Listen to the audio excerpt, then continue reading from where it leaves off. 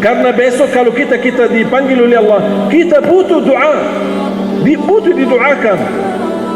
Kalau anak kita lupa, mohon maaf, jangan ada anak yang lupa sama orang tua sudah meninggal. Anak-anak sekarang lupa sama orang tua yang masih hidup.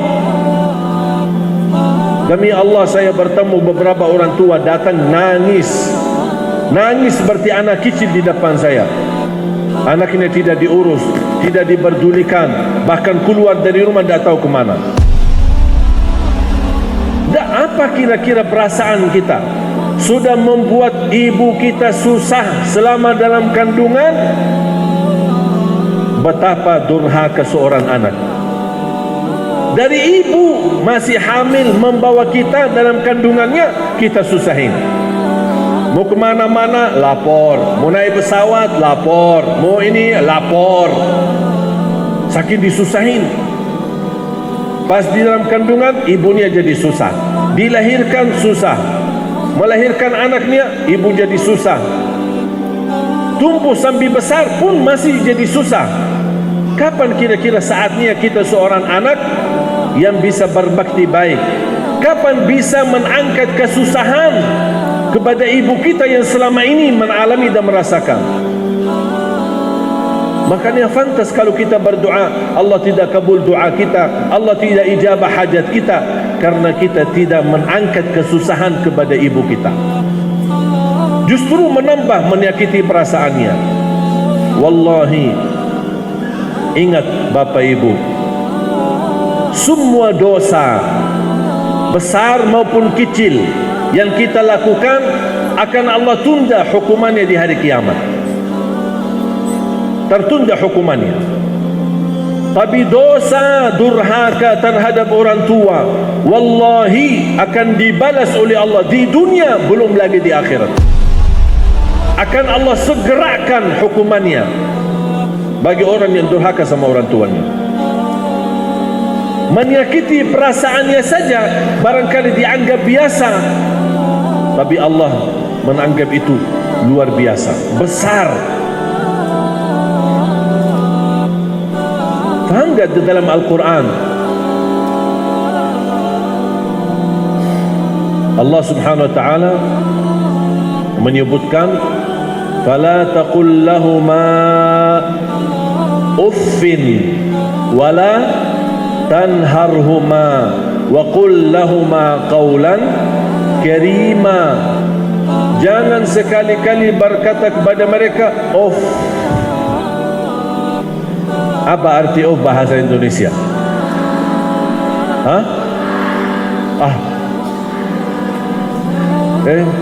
Ambilin air. Walaupun sudah bilang kemudian kita pergi ambil air, dibawa airnya, tapi sebelumnya sudah ucapkan dosa. Dan bawa air baik tidak ada dapat pahalanya, sia-sia. Dan dapat dosa menyakiti perasaan mereka, orang tua. Saja tak boleh. Yang lebih menarik firman Allah kelanjutannya, wala tanharhuma. Maksudnya apa wala tanharhuma? Jangan menegur mereka dalam kondisi memarahi atau menganggap mereka bodoh. Contoh, saya kasih contoh biar faham ayat ini. Orang tua duduk di depan TV, megang remote kan,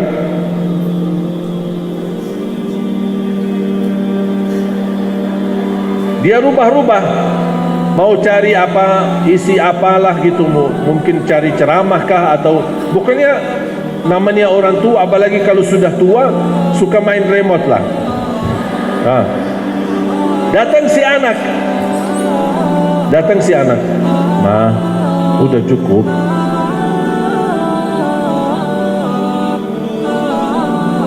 Bahkan ada yang anak bilang, ma, udah diamin. Mana remote-nya nih? Itu maksudnya wala tanharhuma. Mau nugur mereka saja tak boleh seperti itu, dosa besar. Terus bagaimana kalau saya mau nugur mereka? Langsung begini aja, dengan cara wa qul lahuma qawlan karima, berkatalah perkataan yang mulia. Ma, kenapa ma? Nih. Begini ma, begini. Amin. Ini suka nggak? Dah suka ya? Nih. Suka nggak? Suka. Nih. Nah. Udah, sampai dia puas. Tapi kalau caranya, aduh ma, ini dari tadi main remote ini, main remote. Begini sudah, diamin aja, tidak usah megang remote, udah. Itu namanya wala tanharhuma, jangan menegur mereka dengan cara kasar. Itu dosa besar. Bapak ibu, ada nggak dosa besar dan kecil? Ada kan? Ada dosa besar. Kalau sama orang tua tidak ada kecil, semuanya besar. Hati-hati. Makanya yang sudah punya orang tua masih hidup, mohon jamaah sekalian, mohon ambillah keridhaan mereka. Bukan dari mulut mereka ridha, tapi benar-benar hati mereka ridha terhadap kita. Bagi orang tua yang sudah tidak ada, apakah pasti kita banyak salah? Pasti kita merasa banyak kekurangan. Ada enggak amalan yang buat saya bisa berbakti baik sama mereka? Mudah-mudahan dengan berbakti baik sesudah mereka meninggal, mudah-mudahan menutupi kekurangan saya. Ada enggak? Ada. 2. Doa. Jangan lupa doakan mereka setiap waktu dan setiap saat.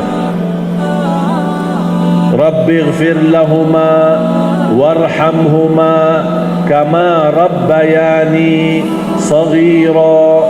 Setiap salat, di sujud pun boleh. Subhana rabbiyal a'la, subhana rabbiyal a'la, subhana rabbiyal a'la.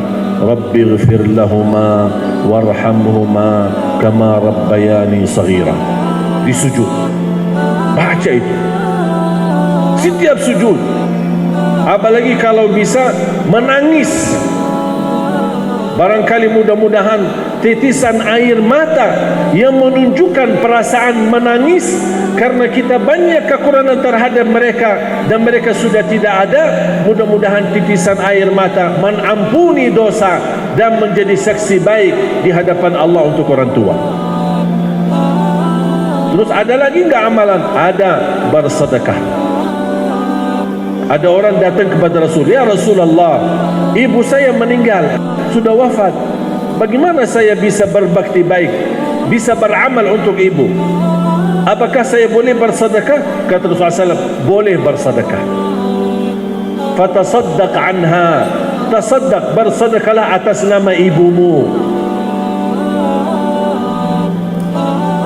Saya sering mengingatkan jamaah, di setiap acara atau di masjid, majlis ta'lim, tabligh akbar atau jumatan bapak-bapak, pasti ada kotak amal atau terkumpul sedekah. Bapak ibu pasti buka tas mau bersedekah. Sering saya ingatkan jamaah, setiap buka tas mau bersedekah, jangan lupa nawaitu, ya Allah, aku titipkan pahala sedekah ini untuk ibuku. Jangan langsung buka tas, ya terima kasih, ya terima kasih, terima kasih. Lupa niatnya. Nanti terhitung sedekah itu hanya untuk diri kita. Tapi kalau kita nawaitu, ya Allah, aku titipkan pahala untuk ayah saya, untuk ibu saya, walaupun mereka masih hidup boleh, apalagi kalau sudah meninggal. Wallahi sangat bermanfaat sedekah itu untuk orang tua, apalagi yang sudah meninggal. Sangat bermanfaat, mensinarkan cahaya di dalam kubur mereka dengan berkah sedekah kita. Jadi saya mohon, di setiap ibu-ibu, bapak-bapak bersedekah, jangan lupa orang tua kita. Tidak ada di antara kita yang sempurna perilakunya terhadap orang tua. Semua pasti ada salah.